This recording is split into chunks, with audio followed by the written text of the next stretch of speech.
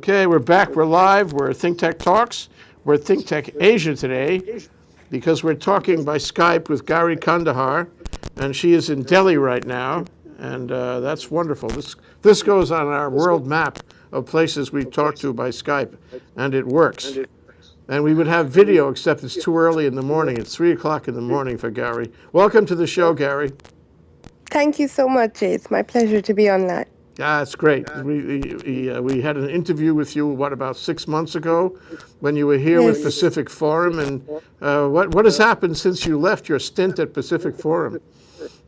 Well, I went back to continue my job in Brussels. I'm based in Brussels, where I'm a researcher and the head of the Asia program at the Brussels-based Spanish think tank called FRIDE. FRIDE is a European foreign policy-oriented think tank. So I just went to continue that, and I've been producing a few books and papers since then. I also, by the way, went to Uganda, and I've started a coffee factory there. Surprise, surprise. That's wonderful. So you've been busy in the last 6 months. Yes. Yes. So say what FRIBE is. It's FRIBE, right? What does that stand for? FRIDE, D for Denmark. Okay. FRIDE is a very long Spanish acronym, which is Fundación para las Relaciones Internacionales y el Diálogo Exterior, Foundation for International Relations and External Dialogue, with my very bad Spanish. No, it sounded good to me. And so in that role, you are doing research, but you are doing research on an international basis about Asia, and I suppose that includes India, yeah? Yes, I even specialize on India, given that I myself am Indian. So I look at India quite a bit. Okay, so now you went to Delhi, and you went to Delhi to cover the Indian general elections. So when did you get there? Did you get there at the beginning of the general elections or more recently? No, I just got here yesterday. Oh, okay. I've been in India since last week, but I just got here yesterday, and I must say all the news channels are abuzz. There's an excitement in the air, and there's election talk everywhere. So it feels very good and very exciting to come down to Delhi, the nation's capital. Yeah, this is more a reporter than a researcher. It sounds like you're media, you're the press right now, eh? No, it's very interesting to meet certain politicians to understand, and that's where it's so interesting to be a think tanker, you see, because it's so different from journalism. You're more candid with most of the people. You view a lot of different stakeholders, and not just the general public or just the issues that are, blinking on the TV. So that's how it's so interesting to come down and talk to people, to various sections, various political parties, and they talk very openly and very candidly. Oh, that's great! What a great opportunity for you. Yeah. So are you engaged in daily interviews of people?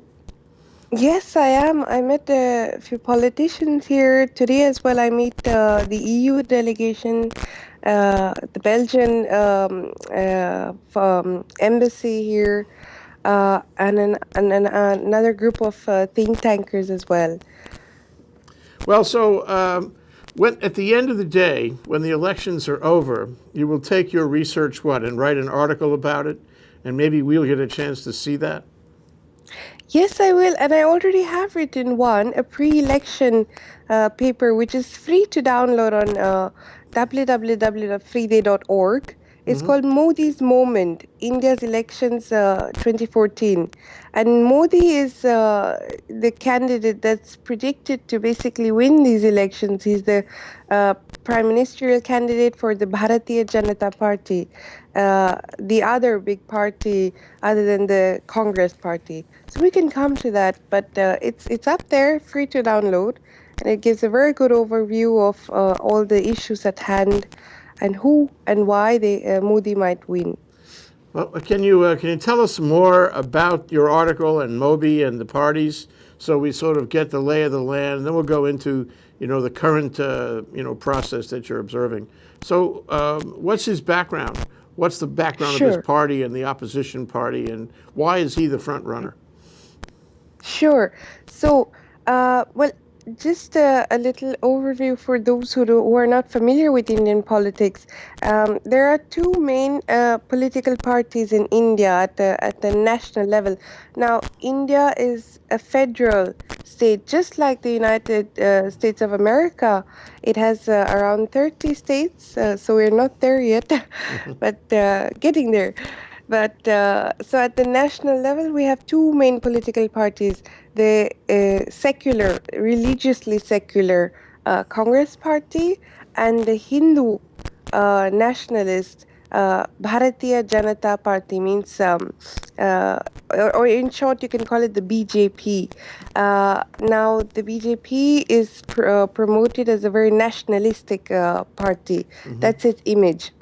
Now, the Congress has been in power for the last 10 years at the center, but there have been many issues where a lot of people have been dissatisfied. India's growth rates have fallen, and since a long time now, everybody has looked towards one candidate, one person called Narendra Modi from the BJP, and he has a very controversial background. Now, this is so because he's accused of complicity in the Gujarat pogrom. The Gujarat pogrom is the riots that took place in 2002 between the Hindu community and the Muslim community, in which around 1,000 Muslims were killed. 1,000 people were killed, mainly Muslims, and he is accused of not doing much to stop these riots. However, he has developed for himself excellent credentials on development. The state which he governs, the state is called Gujarat. It's a very important state now because he has made it India's most developed state. His work in development there has been really something commendable. And that's why most of India is looking at the example of Gujarat and hoping that this man can lead the entire country on the path of development and deliver something what the Chinese government is delivering. So does that mean that the economy and development is a big issue in the campaign? Yes, it's a major issue. Now, what happened under the Congress? Sorry, just let me give you a basic overview of the issues. So the main issues at hand are inflation, corruption, and unemployment. During the 10 years rule of the Congress-led United Political Alliance, because most of the parties in India are the ruling parties are coalitions, right? So during the UPA coalition, there were many multi-billion-dollar scams involving top politicians, some even the Prime Minister's office, Sonia Gandhi, who's the Congress president, her family basically. And so the scale of such scandals has shocked the Indian public, who basically have grown accustomed but wary of casual corruption.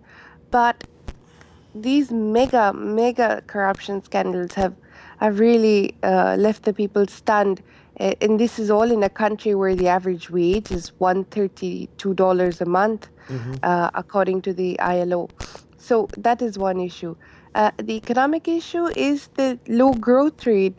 So now India, that was touted as an emerging economy that was growing at almost 9% plus, aiming for double-digit growth, has fallen. GDP growth has fallen to a decade low of 4.5% in 2012. At the same time, inflation has risen to 10.28% from 2009 to 2012. That means that things have gotten very expensive, including the very basic commodities, food, staples, basic living costs, fuel, for instance. and this has made life very hard for the economy. And the truth is that in a developing country like India, growth below 5% feels like a recession to most of its 1.2 billion citizens. Then various sectors have declined as well: manufacturing, construction, agriculture.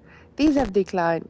Um, and even the rupee, the Indian currency, has depreciated. So it hit an all-time low in 2013 against the US dollar. And this is critical because the Indian economy is very import dependent, especially in the as concerns energy, right? Yes. In addition to all of that, joblessness, that is unemployment, was exceptionally high, with almost 16.3% of urban graduates. Oh, wow. That is those between 15 to 29 years old unemployed between 2011 and 2012. So this is the entire picture that's dominated these elections. Now, if I may continue, Sure, please. the UPA government that was in power has focused mainly on social protection and poverty reduction issues.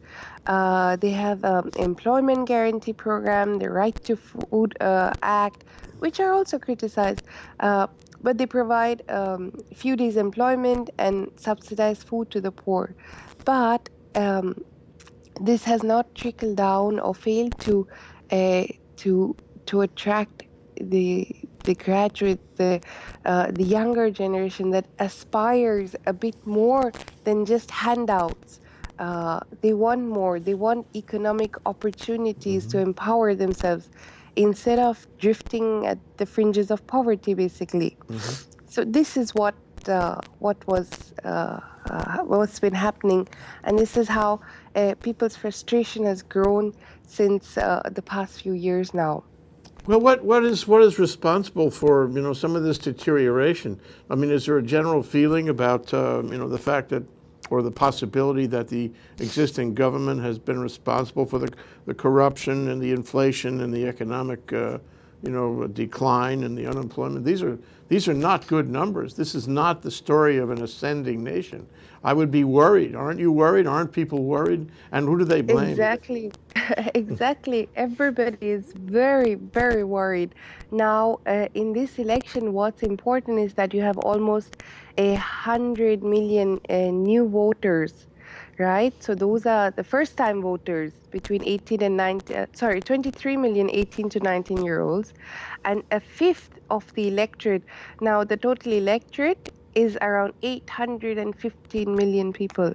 A fifth of that is between 18 to 25-year-olds. So their issues for them is employment, growth, and prosperity, basically.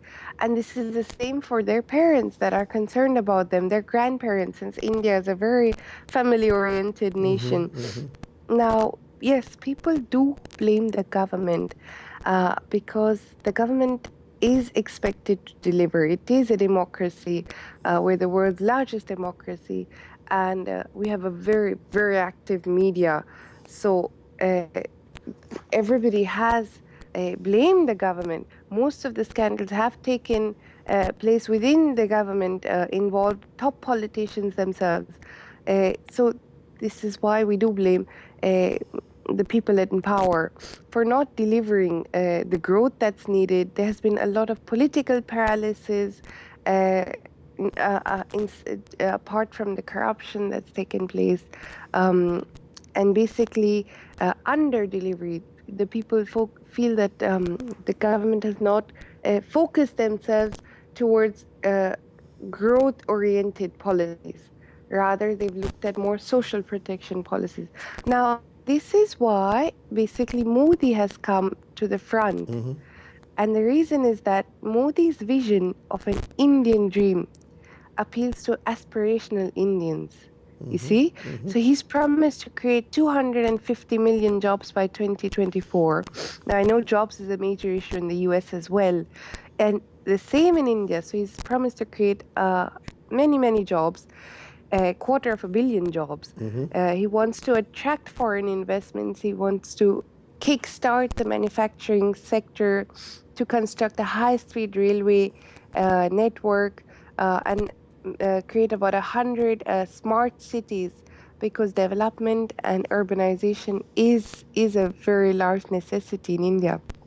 Now, during his tenure in Gujarat, so he is the chief minister, or in US terms, the governor of Gujarat for the past decade as well, since 2001 to 2012, and currently as well. And he's transformed the state. His state has the lowest national unemployment rate of 1%. It has a 12-fold rise in agriculture. Milk production doubled. He's created many more universities. He's generated the revenue surplus from a large deficit. And Gujarat's average economic growth was about 10.8%, reaching nearly 15% growth in 2005. So this has really contrasted against what's happening in the entire nation. And this is why people are looking at him to deliver growth. So who is his opposition? I know that Mohammed Singh has ruled himself out. He's not running, but who else is running against Modi that might give him a race here? Now, as you may know, the Congress party is led by Sonia Gandhi, who is the daughter-in-law of Indira Gandhi, and the wife of late Prime Minister Rajiv Gandhi. Now, the Gandhi family has dominated the governance or the leadership of the Congress party, right?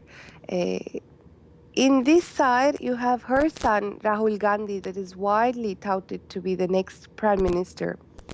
However, he has not come forward, he has not been put forward by the party as the official candidate.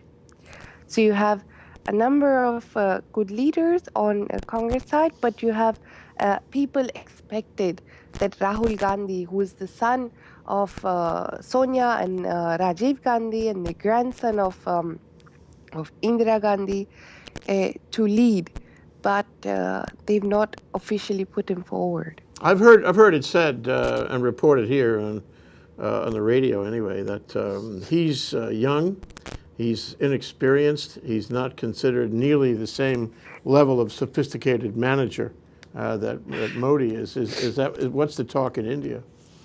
Well, it's somewhat similar now.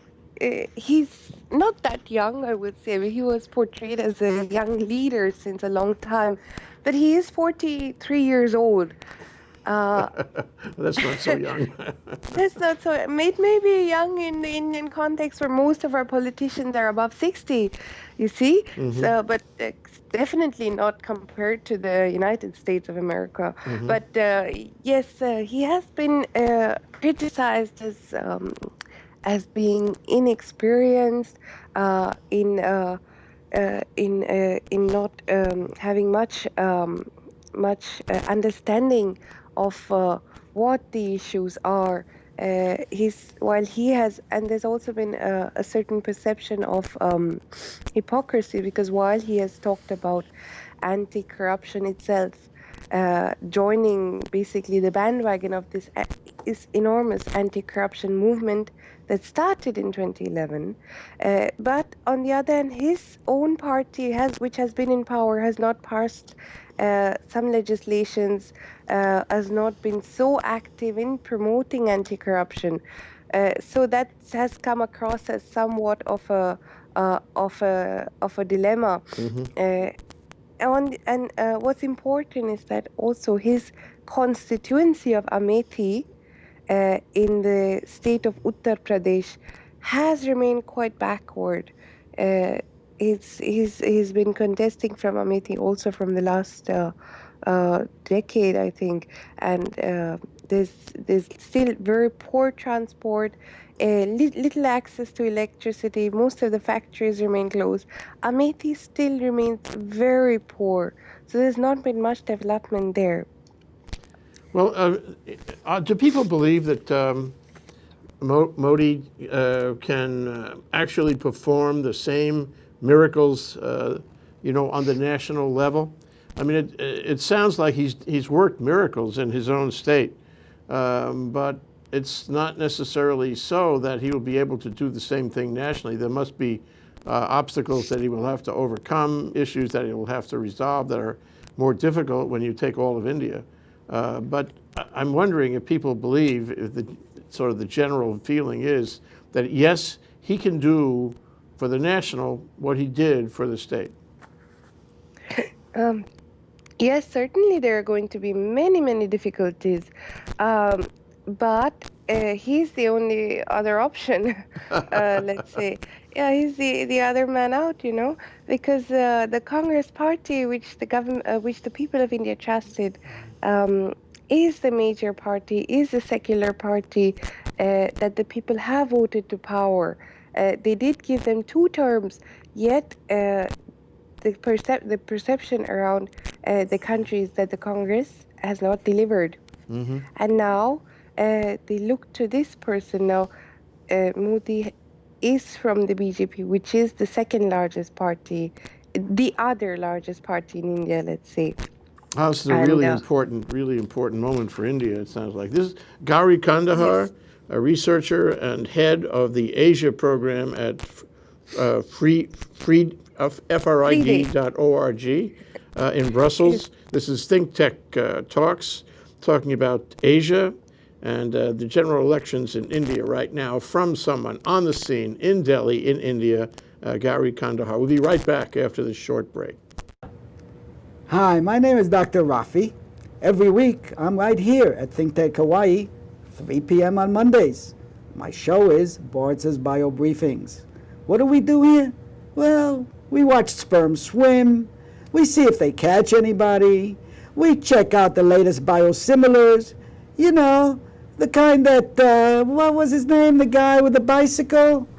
I guess we forgot his name, but he was taking EPO and other human growth factors. We'll be talking about human growth factors. You want to know where to get some? Maybe I'll tell. Anyway, you can catch me, as I said, every week right here, Monday, 3 p.m., ThinkTech Hawaii, Dr. Rafi. You can also find me on Twitter, BioInfo Medical. Or you can catch me on Facebook, Dr. Rafael Boritzer. I'll be happy to converse with you. Aloha. Okay, we're here in Pioneer Plaza at the core of downtown Honolulu, and why not talk to Delhi? And we have Gauri Khandekar, an old friend from Pacific Forum here in Honolulu, a researcher and head of the Asia program at FRIDE, Friday.org, where she has a paper on the subject of the Indian elections now in process. Gary, it's wonderful to be able to talk to you globally this way, especially at a time when you're in India and so much is happening in India. So can you tell us exactly what the format of these elections are? What's the system that's in play? How is it going? How much of a challenge is it to do a national election that's so broad in India? Yes, it's true. Now, India is a country of more than 1.2 billion people, and the electorate is more than the population of the US and Europe both combined. Yeah. So we have around 815 million people that are eligible to vote. And India is a huge country. The size is enormous. These elections are therefore taking place in stages, in around 9 stages across India's 30 states and 930,000 polling stations. Now, there are a few staggering figures that I will quote. There are 1,616 national and regional parties that are going to compete for the 543-seat Lok Sabha, which is the lower legislative assembly. Mm-hmm. Now, because these elections concern so many people, so many different states, but they are conducted by the National Election Commission of India, which is a small yet very efficient body. They don't have those many resources to conduct these elections all throughout the country in one day, given the massive scale of the elections. So what they do is because they also maintain security, they maintain the ballot boxes. By the way, India is using electronic voting systems all throughout. Is that, you mean on So- the internet? These No, it's when you go to the machine, it's an electronic system. You don't need to have the ballot paper. You don't need to cross the name and put the ballot paper. I think you just put you just vote on the symbol. Good. That's so- very advanced, I think. Yes, and the election commission, which organizes everything, including the security, including the monitoring of what every candidate is saying in each constituency, they have a tough job in hand, and they can only manage it if they do sector by sector, state by state. So this is the only reason why it's taking so long. Yeah, well, so long means what? Must be almost 2 months altogether. Well, maybe 6 weeks altogether, eh? And it'll be over Yes. in a week or two, right? So it started on 7th of April. It's going to go on until 12th of May. That's the voting. And the results will be declared in a few days. So around the 16th or the 17th of May, we should have the results already. So, do we know any of the results yet, or are they holding all the results until everything is done? Yes, they're holding up all the results until it's all been done. But most of the people, like I mentioned, already have a good idea of who might win. That is the BJP. Is expected to come out as the largest party in the Lok Sabha, which is the Legislative Assembly or India's lower house of parliament. And it's looking at major coalition partners. The Congress is expected to have its lowest tally yet, according to a number of pre-election polls that have been conducted. So, the president, I guess, as in the United States, the president is the big deal. There must be a lot of talk, a lot of media coverage on that. But you also have representatives to the national legislature, running from all of the states, and I suppose are you also electing state representatives to state legislatures as well? Now, in the US, it's quite different because you elect the president, right? Your choice of president. Here, everyone elects political parties. From every constituency, they elect their favorite candidate. And that's around 543 constituencies or more. And the party that gains the largest number of seats in this legislative assembly, in the Lok Sabha, wins the right to form government. And then their prime ministerial candidate becomes the chief, basically, of the country. Now, in India, the president is the nominal head of the country, but the main power lies with the prime minister.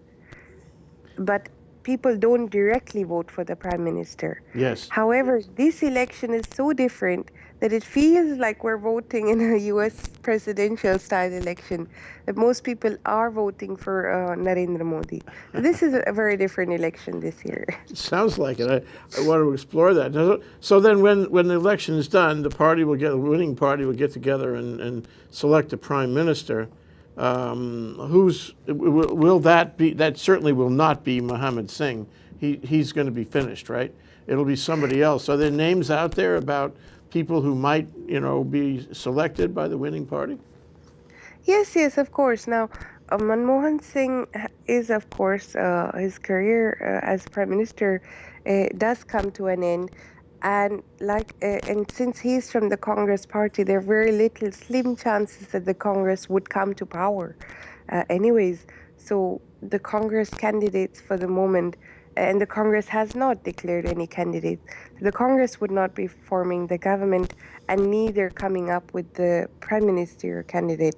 However, the Bharatiya Janata Party, which is the BJP, the Hindu Nationalist Party, would probably form the government.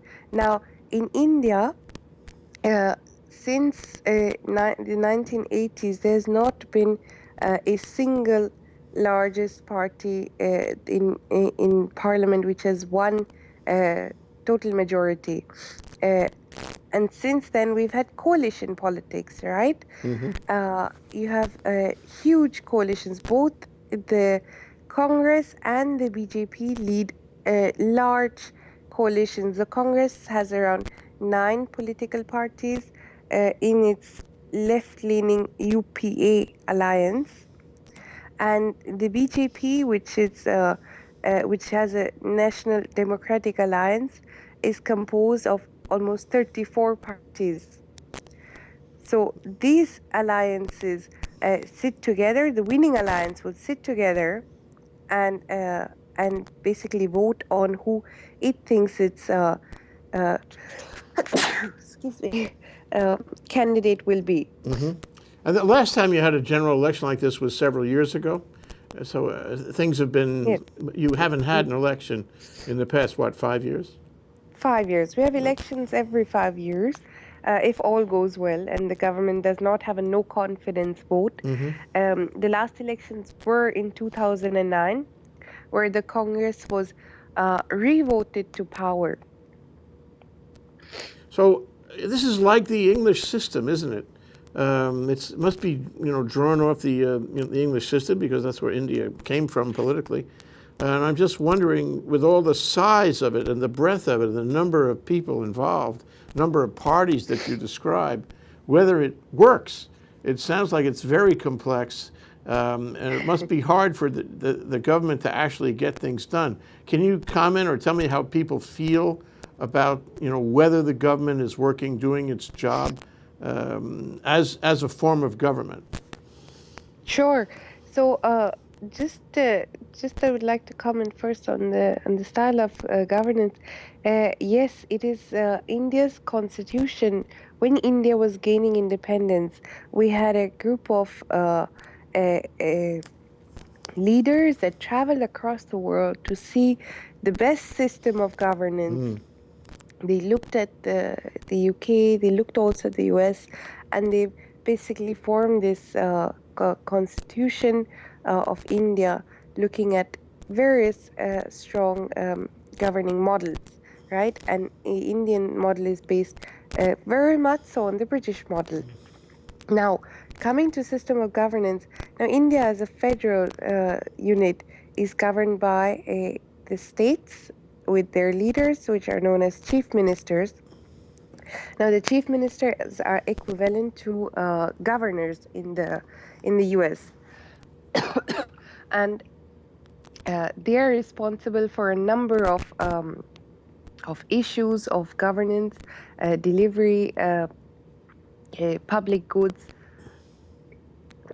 while the center concerns itself with the national budget, defense, foreign relations, etc.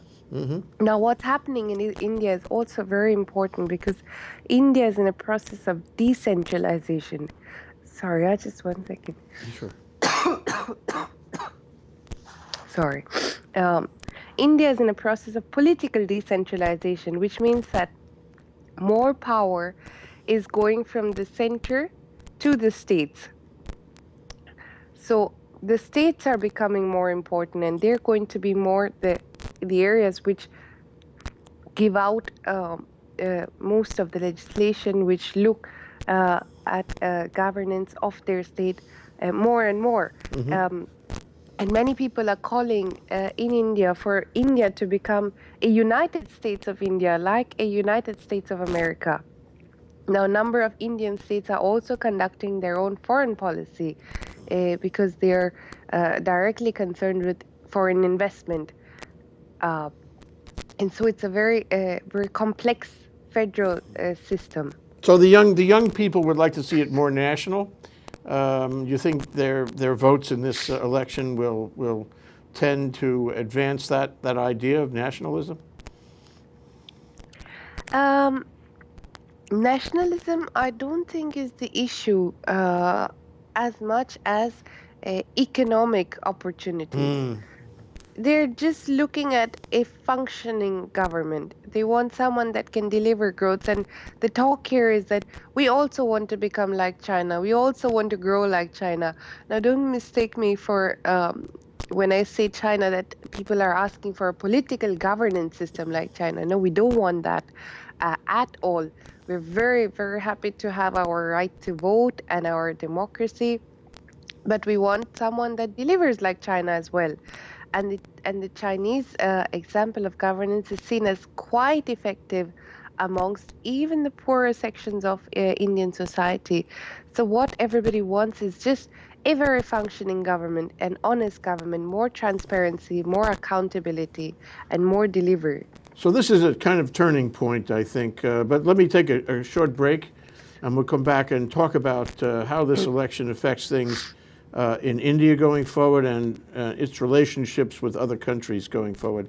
That's Gauri Khandekar, a researcher and head of the Asia program in fride.org in Brussels.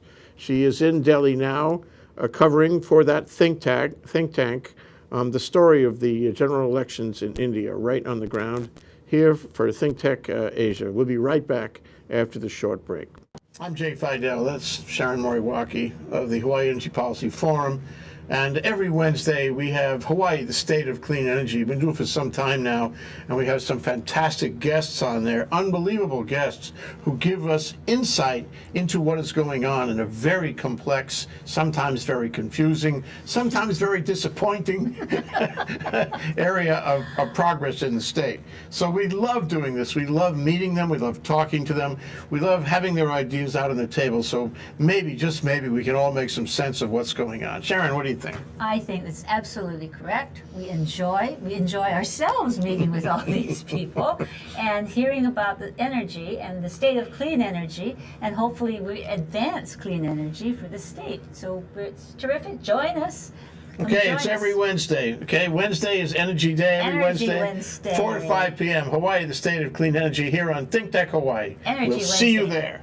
Okay, we have Gauri Khandekar. We have her on Skype by audio in Delhi, in India. She's a researcher and the head of the Asia program for FRIDE, which is in Brussels. It's a think tank.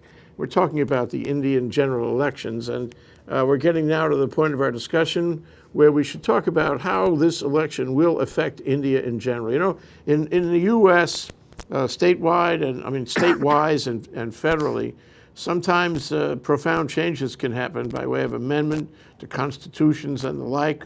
Government can change because of a significant election, a significant contest on large issues. And I wonder, you know, this is a kind of turning point, it seems like, from what you've said. And I wonder if we have that here.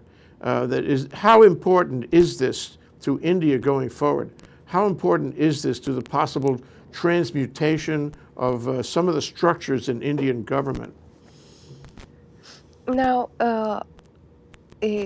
what's going to happen after this election? Now, it's right that this is a watershed election. It's a very different election. It's been backed by the corporate sector very much because Narendra Modi, who we spoke about, and is the front runner in the race for prime ministership, is someone who wants to draw investments to India, wants to pursue India's infrastructure development, and he wants to actively pursue foreign policy interests as well. Now, if we're looking at the structures that would be changed, not much. As such, the structures would remain the same. There might be a trickling down of power from the center to the states, but in large sense, India would remain the same, including its foreign policy. Now, India's foreign policy has developed as part of its non-aligned movement, that India refuses to be part, where India refused to be part of either camps, the communists or the capitalists, uh, and has pursued its own development. Now, India remains quite unique in that sense. India's foreign policy is still quite limited. It's quite focused on certain areas. India is very strong in its own neighborhood, but there are some orientations that can be visible, but on the whole, structures would not change. Okay, well, what about its relations? Do you see any change in foreign policy vis-a-vis the United States, or for that matter, China, coming out of this? Sure. Modi himself, I mean, if he were in charge, or if a government were formed with new people, what's the prospect of better or worse relationships with the U.S., and the same thing with China? Now, yes, it's right to look mainly at for India's foreign policy under a Modi government, because that seems quite probable, right? Now, Narendra Modi, given that I explained how his personality is a bit controversial regarding the Gujarat riots, so following these riots, the United States had issued a visa ban against him. And he was not allowed to enter the U.S. Oh, they do that to everybody. And it was, of course, followed by some of the European Union countries, which followed their own boycott. Now, since he has been the front runner to be India's prime minister, Western attitudes have shifted, right? So earlier this year, U.S. Ambassador to India, Nancy Powell, met Modi, and she signaled American willingness to work with him. There is this very large Indian business community in the U.S., as we all know. Sure. The U.S.-India Business Council also sponsored the vibrant Gujarat Global Investor Summit. This is an annual event created by Modi in Gujarat. And they claim that Gujarat is one of the most attractive investment destinations for American businesses. Interesting. Now this is, yes, it's a very different turn of events, let's say. And so while the U.S., very unlikely that it had its own ban against one Indian politician from a certain state, because mainly they target national politicians. These are the people that are in power, that have a say. So it was very odd that a state-level politician had been this center of so much attention and focus, right, internationally. Now, Modi's foreign policy would be, let me put it this way, open for business, right? So he's looking to pursue India's development. Yes. And in this sense, he wants to pursue investments, and he has also cultivated ties with Japan. Now, when Modi was boycotted by the West, he came up with his own Look East policy. He has traveled to Japan. He's very good friends with Premier Shinzo Abe, and they share similar views on economics and also to some extent on China, right? Now, Modi was the first Indian state leader to conduct an official visit to Japan. Now, in terms of China, it's again mixed. He's given very mixed messages. Now, he slammed Beijing for its expansionist mindset, but he has also traveled more than 4 times to the country. And he said that China and its people have a very special place in my heart. I quoted him there.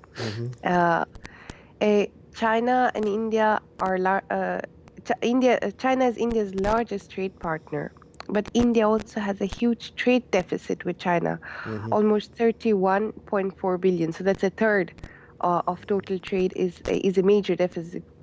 So what Modi would likely do is try to counter China's expansionist mindset that he's quoted by trying to reduce India's deficit with the country by nurturing already established ties with Japan, which is also U.S. ally. He has looked also to other Asian states like ASEAN. ASEAN is going to be a large priority for India because India has just also nominated its dedicated ambassador to the grouping. Now, with the United States, what's interesting is the history that Modi shares. Now, he would, he can be expected to orient India's foreign policy in a bit of a nationalistic way. I don't know how much he will avenge the visa ban, but he has been very open to meeting Ambassador Nancy Powell to the United States. And as long as the United States concentrates on business with India, I think there should be no problem whatsoever in further enhancing ties. Well, I think it goes for a general proposition that business really, in the final analysis, is more important, and that global business passes more money, more economic power around than governments do, and so I think there's a lot of wisdom in that. Yeah, more so with Modi, because he's really business oriented, a very different level than the Congress in power, than Prime Minister Manmohan Singh, who was more pursuing political relations. Of course, he has also pursued the nuclear agreement with the US, but Modi would certainly be a different pain altogether, a different level, a pain as in PANE, or a level altogether than previous governments in terms of pursuing investments, technology transfers, business and exchanges, economic exchanges, more so than political ties. I don't think he would put political relations at the fore. Now, even when it would come to rebalancing China, let's say, I think Modi would be more interested in, again, in looking at what's in for him economically, than pursuing just a political vision or a political strategy. So this is why it's so much oriented towards economic relations. And there's no risk that the non-alignment initiative, the non-alignment policy of India will change in this regard. I mean, that sounds like it was a good idea when it was originally formulated, and it's done India good service, and it's not about to change by this election. Am I right? Yes, it's done India wonders, I would say. You see the way India has balanced its foreign relations with very contrasting countries. For example, Israel is a major strategic partner to India, but India also believes in the two-state solutions. It has been an advocate of Palestinian independence, of the Palestinian state. It is good friends with the Saudis, but also with Iran. So non-alignment has served Indian foreign policy well, even though India has been criticized quite a bit as being a very inactive global power. But that's not going to go anywhere for the moment, especially until we have politicians in power that are more than 60 years old, that have lived through the non-aligned period. So I don't think that would go anywhere for the foreseeable future. One last question. I was listening to a piece about Indians in Silicon Valley, Indians in the professions in the United States, Indians as a significant economic group within the United States, and it really is quite remarkable how they have risen to economic heights and professional heights, and are such a force, for example, in Silicon Valley. And I wonder if they take an active role, an active interest, if you will, an investment interest, a contribution to campaign interest in these elections that are happening now. How much is America involved? Now, I would say quite little, but to a certain extent, the business community based abroad, even in the United States of America, is involved to the extent of donating funds to certain political parties, like Aam Aadmi or the Common Man Party, which is a very new party that has come about, and it's got mainly its funding from foreign sources. Now, what the um, Silicon Valley or the growing number of Indian diaspora in the US represents is the large affinity that the Indian people have for the United States of America. It is most of the people really admire the US. They look at it as a land of opportunities, and this is what it really demonstrates.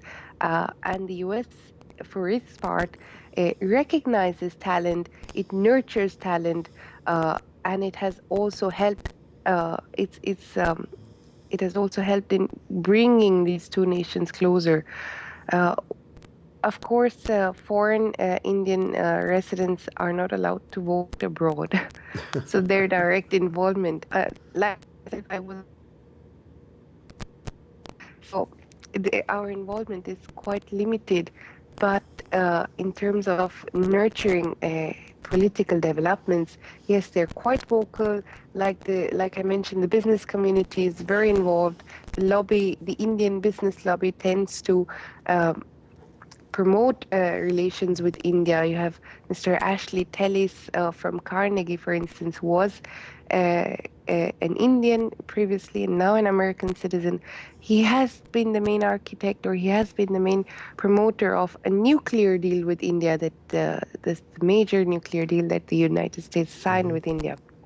So, Well, I would say, Gauri, that somehow, the affinity you talked about sort of plays with the whole media coverage of the general elections. What I mean is, I think Americans are getting more information about this election than they have for previous elections. And I think I agree with you absolutely about an affinity. It seems to me that the U.S., at least people to people, and India, they're closer now than they have ever been. And somehow this election, in a democratic society, a truly democratic society in India, somehow it brings us closer. And of course. And I really appreciate your discussion of it. As I mentioned during the break, I'd really love to have more affinity with you. With pleasure. After the election is done, we'll check back with you and try to cover the aftermath, the results, and what will happen going forward from there. Thank you so much, Gauri. Gauri Khandekar, researcher, head of the Asia program at freeday.org. Thank you so much. Thank you very much. Aloha.